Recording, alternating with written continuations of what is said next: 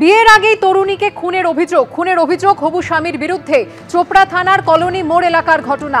কি ঘটেছে ঠিক জানবো, কথা বলবো আমাদের প্রতিনিধি সুদীপ চক্রবর্তীর সঙ্গে। সুদীপ, দেখো সুকর্ণ, তোমাকে বলি, চোপড়ার যে লক্ষ্মীপুর অঞ্চল রয়েছে সেই অঞ্চলের এক মাথায় বাড়ি নার্গিস খাতুনের, আরেক মাগুরি অঞ্চলের আরেক মাথায় বাড়ি হচ্ছে তোমার সুলতান নামে একটি ছেলে। এই দুজনের মধ্যে কিন্তু একটু প্রণয়ের সম্পর্ক তৈরি হয়েছিল মাস তিনেক আগে। সেই প্রণয়ের সম্পর্কতে তাদের সঙ্গে যোগাযোগ ছিল এবং গতকাল ভোর রাত্রেই কিন্তু তাকে পাওয়া যাচ্ছিল না, এবং ভোর রাত থেকে পাওয়া যাচ্ছিল। তারপরেই কিন্তু বিকেলের দিকে যখন খোঁজ করে পাওয়া যায়নি, ওই সুলতান সহ তার পরিবারের বিরুদ্ধে নার্গিস খাতুনের পরিবার একটি লিখিত অভিযোগ দায়ের করে চোপড়া থানায়।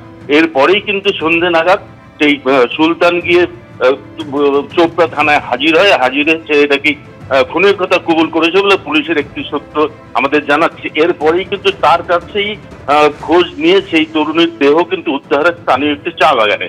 এই খবর ছড়িয়ে পড়তে আজ সকাল থেকে কিন্তু ওই চোপড়া লক্ষ্মীপুর অঞ্চলে টায়ার জ্বালিয়ে আগুন লাগিয়ে সেখানে কিন্তু অবরোধ শুরু করে ওই মৃতের পরিবার সহ গ্রামবাসীরা।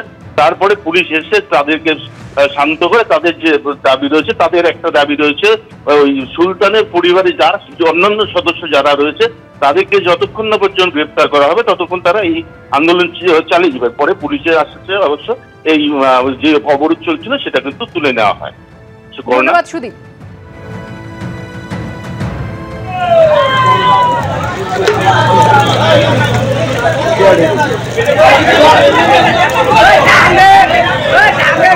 চোপড়া থানার কলোনি মোড় এলাকায় যে ঘটনা ঘটেছে, বিয়ের আগেই তরুণীকে খুনের অভিযোগ হবু স্বামীর বিরুদ্ধে।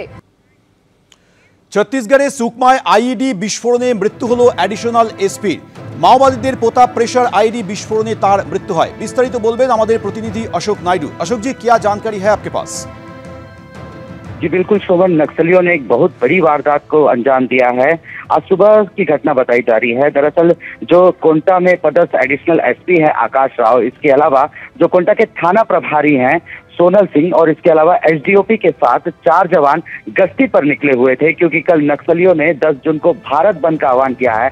इसकी सुरक्षा के मद्देनजर आज सुबह यह टीम गश्ती पर निकली हुई थी और ये टीम पैदल निकली हुई थी। इसी दौरान नक्सली पहले से ही प्रेशर आईडी बम लगा के रखे हुए थे, जिसमें एडिशनल एसपी का पैर आ गया और ये जबरदस्त ब्लास्ट हुआ, जिससे मौके पर ही जो एडिशनल एसपी है वो शहीद हो गए।